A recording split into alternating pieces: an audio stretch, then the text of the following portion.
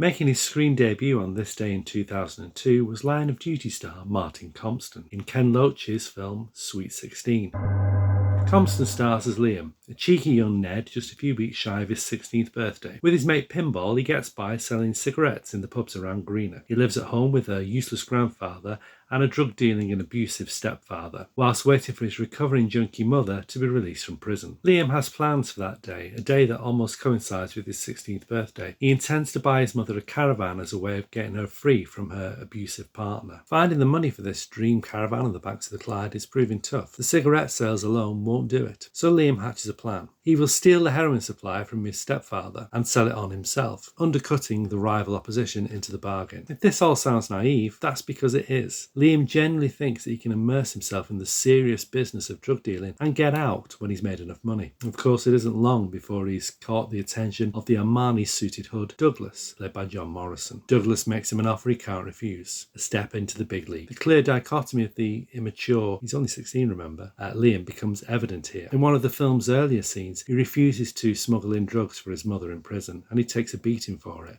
Now, he's the one dealing the drugs. When Pinball offers him a flick knife, Liam initially refuses. This isn't something he wants to do. However, with Douglas on the scene, Liam is forced to step down from his moral high ground. He undergoes a terrifying initiation ceremony, and his prize for passing the test? A switchblade. By this point in the film, we know that one day he'll be forced to use it for real. Sweet 16 is a film awash with drugs. It depicts Scotland as a country held in its grip, with heroin being just a way of life, commodity to be bought and sold like the pizzas that Liam uses as a cover for his drug dealing. Tellingly, however, Ken Loach never shows anyone taking heroin in the film. Instead, he prefers to show the effect that it has on people's lives.